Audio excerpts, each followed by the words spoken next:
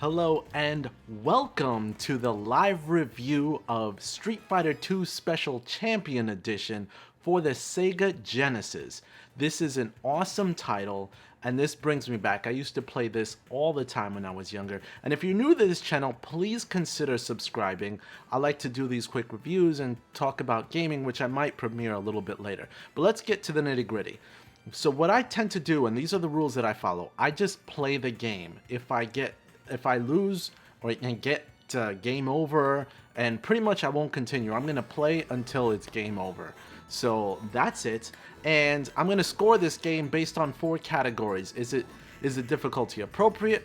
Do I find it fun today? Were the graphics impressive for the time? And do the graphics stand up today? And I rate it from basically 1 to 5 each category for the highest possible score of 20. So here we go. Street Fighter II Special Champion Edition for the Sega Genesis. This was the Sega's answer to Nintendo's Street Fighter II, which came out sometime before that.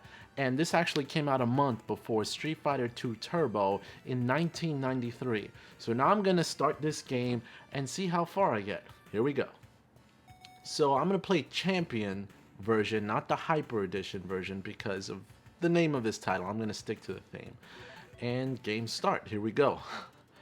It's been a while since I've played this version, and the first thing I can tell you right now is that the 16-bit goodness is definitely still there.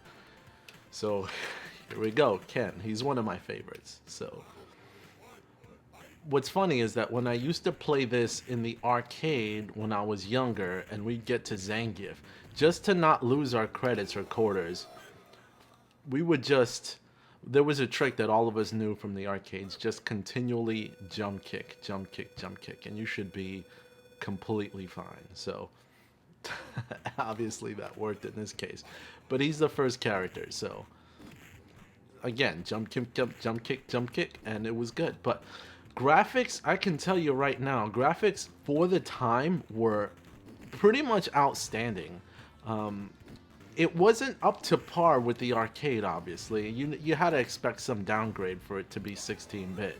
But for the time, I mean, to play Street Fighter 2 at home without having to waste hundreds of quarters, I mean, that in itself was goodness. And you can get much better at home before you go to the arcade and play there. So I made short work of Zangief, and now moving on to Dalsim. So I love this game, and one of the things that I noticed back then and even now about the graphics is that as you scroll left and right on the screen, rather than it being a flat image, it does a good perspective display, at least on the floor. So it does a good, you could tell what the center point was, and they really enhanced the graphics in that perspective. Now Dalsim was a character I never really worried about. He was so slow and easy to hit, but yeah, this is fun. This game, at least from a fun level, it holds up, and it could actually compete with fighting games of today. The controls were really tight back on the Genesis. Now when the Genesis came out, when this game came out on the Genesis, you had to have a 6-button controller, because if you had a 3-button controller, basically you could still play, but in order to switch between punch and kick buttons, you had to press start, and there was no way that you could pause the games if you only had a 3-button controller, which was a little bit frustrating. So 6 buttons was definitely the way to go. Moving on. Moving on. Now the characters went in a certain order, so I can tell you right after Ryu, if I win this battle, I'm gonna go straight to E Honda, because they had a predicted layout. Now this battle between Ryu and Ken is classic. You know, back then we used to span Hadoukens forever in the arcade just to do it. Just to see who can do it. Actually pulling off a special move was a lot more important back then than it was now, because there was, to know even how to do it, some kids who you were fighting in the arcades wouldn't even tell you. They just do it, and you're still trying to figure out how to do it. And when I first figured out how to do it, I used it to my advantage every time. Now, I played this game enough as a child that I was not bad when it comes to predicting what the enemies were actually going to do. Now, one of the commenters is saying Ken is the man. Ken definitely is the man.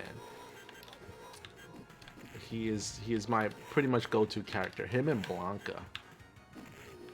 I absolutely loved Blanca too. He was kind of like the character that I would refer to whenever I needed to make sure that that I wanted to finish the game in one credit. It was definitely Ken. Sorry, so this I always found funny is the fact that you go back to, it looks like this is the US background, and you go back to the US to specifically destroy a car. It's like, why are you so mad that you need to destroy a car? And you need to get points for it. I mean, I questioned it, but whatever. Bonus points are bonus points. Maybe I thought a little bit too much as a kid, but to me it was funny. See, like I said, predictable route because they had predetermined characters for at least these versions of the game, and after E Honda, I believe he goes to Blanca. So E Honda was one of those characters that I particularly didn't enjoy using because he was a bit slow for my taste, and although he had the 100-hand slap, he just wasn't a character that I would pick too often. He's a character that I thought was too predictable and is easy to beat. So far, let me know what you guys think of this game and this version of the game. Now, one of the comparisons that happens a lot is, of course, this game compared to the Super Nintendo Street Fighter II Turbo. And that version, many prefer because of the slightly better use of colors and the sound. Now, if you listen to the sound in the Genesis version, it sounds a little bit watered down versus the version of the Super Nintendo that when you hear the voices, it's pretty crisp and clear. However, I always preferred the music of the Sega Genesis version. Although the voices in this game were a bit watered down on the Genesis, even the voices themselves I preferred on the Genesis because I was a bit more of a Sega fanboy back in the day, but also to me it sounded a little bit closer to what the arcade was trying to make the sounds, was trying to portray in its version. Whereas the Super Nintendo had its own, that audio chip made each Super Nintendo sound effect and music have its distinct feel, where if you listen to it, you knew it was coming from a Super Nintendo. Whereas Genesis, yeah, you know it's coming from a Genesis, but it had a little bit more of a grindy, authentic feel.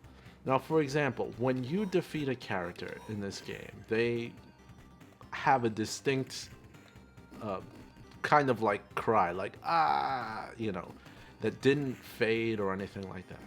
I'll show you when I defeat Blanca, of course. Give me one moment as I make short work of this green beast.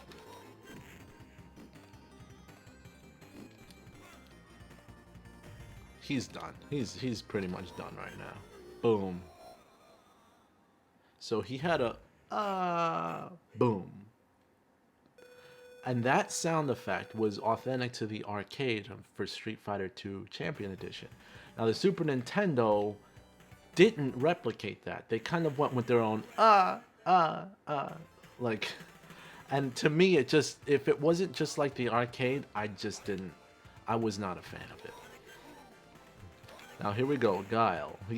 Guile was a character that many people enjoyed and loved, but I particularly thought he was annoying. I didn't like his sweep, which took too long in my opinion, and his special moves had to be charged up. I didn't like charging special moves. I like to just boom, boom, boom, hit it when it came out. So, but if you really knew how to use Guile and people figured it out, Guile could be one of the best characters on the roster when it comes to pulling off a move as quick as possible. But I particularly thought he was weak. I mean, I made short work of him just now. I make sure that that's the case. So continuing on. Again, if I lose, I get game over and that's it. Okay, so now we have a brick stage where this special stage is just beat a bunch of bricks. Now, this is not like the arcade. This actually Super Nintendo came out with first before Genesis somewhat replicated. And this stage is only for the home console versions. Normally what you would see is the background of the USSR and burning barrels. And you could get burned, of course, if you hit it a certain way. And for some reason, they kept it out of the console versions. And I think it probably has to do with, whoa, what if kids play this game and burn themselves? Which is ridiculous. And now the sequel to this game for the Genesis, Super Street Fighter II, they actually kept the barrels in. So that was a nice change. So now I'm playing character versus same character. This was a feature that was introduced in Champions Edition back in the arcades. And I could honestly say that this battle Ken versus Ken is my favorite fight of the whole game. And it's always the biggest challenge. Because he's just quick. Now let's concentrate before it's game over for me. I will win, but I was a little too cocky there. Let's make sure I can make short work of Ken.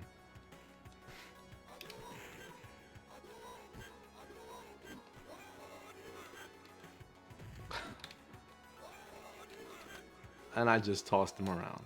Again, I had to win that fight. I was not gonna lose.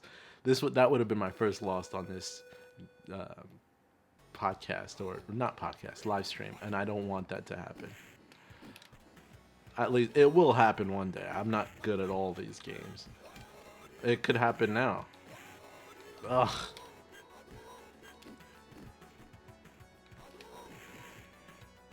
Oh man, he's winning.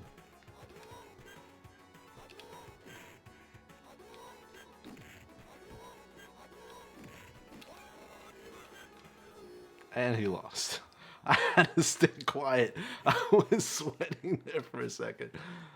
That's what I like about the game, is the fact that it still to this day offers me a challenge. And I've played this a ton of times, obviously updated versions, but it's still a challenge that still can retain its fun level no matter how much time I spend playing this game. Obviously, I'm not a super expert of this game, but I can hold my own. Now, the original Xbox had a Hyper Street Fighter II Turbo. And that actually included all versions of the characters from Street Fighter II to Super Street Fighter II Turbo. So you could pick a version of Ken that's different from someone else's version of Ken and just go at it. And I like that game too, because the Xbox version lets you play on Xbox Live. And I had a very good reputation in that game playing Xbox Live, and I would actually win most matches, even though I was not that good. My character of choice was Vega from Champion Edition. Very quick, very reliable. Okay, now we're at the bosses of the game, which were selectable in this version. And I'm pretty much taking it easy right now. Just sweeping him because he's not very reliable here. Oh man. For a second I'm like, just duck and let him punch as much as possible, because you need to get this out of the way.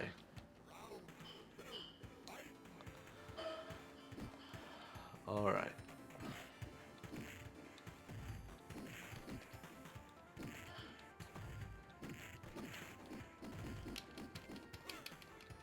Don't get close. Don't get close. And I took him out.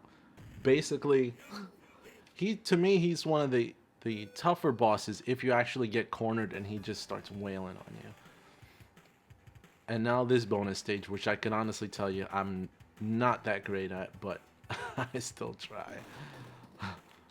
I don't think I can remember the last time I hit all the barrels. The point of this is to hit all the dropping barrels, and there's 20 of them.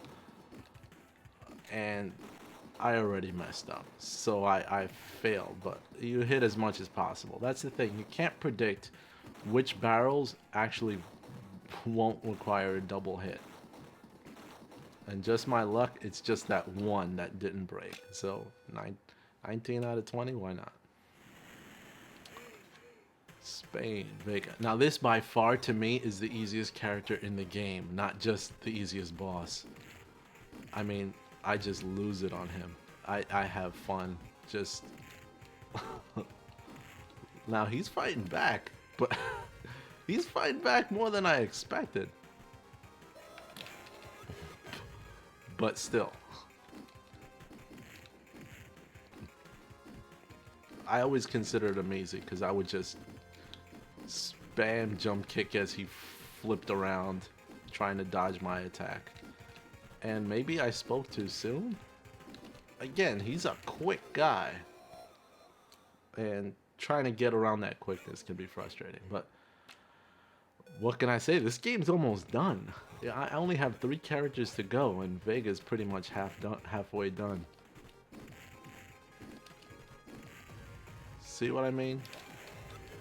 You corner him, and you just get rid of him right away.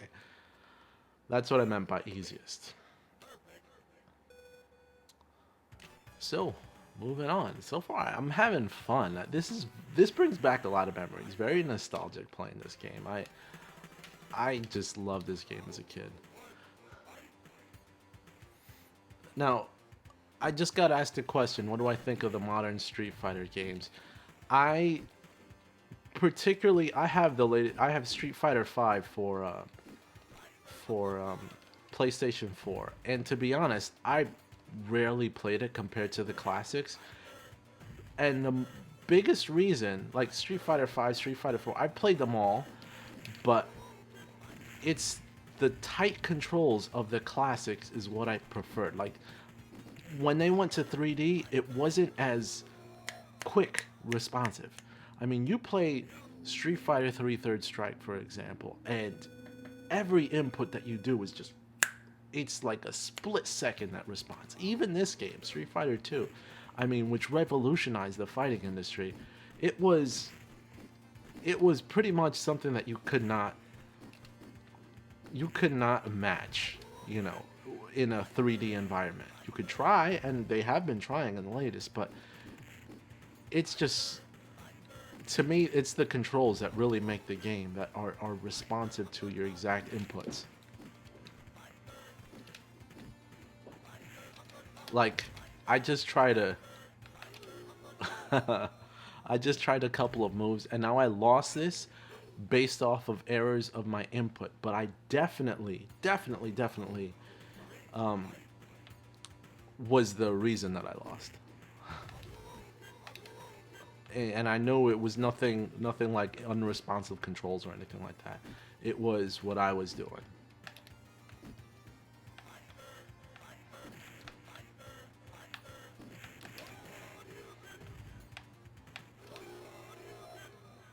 Finished him off pretty easily. But it's, again, that right there, what you just saw, was based on the fact that the controls are responsive, which is why I particularly enjoy this game. This game is definitely going to get high scores when I'm done. And now I'm already up to the boss. Now, Bison has a pattern that I just use all the time, which is, he's one that approaches you, tries to strike, approaches you, tries to strike, special move here and there. Then when he's low on energy, he's gonna start spamming the Psycho Crusher. But because he's predictable, because I've played this game enough times, I know what to anticipate and look for.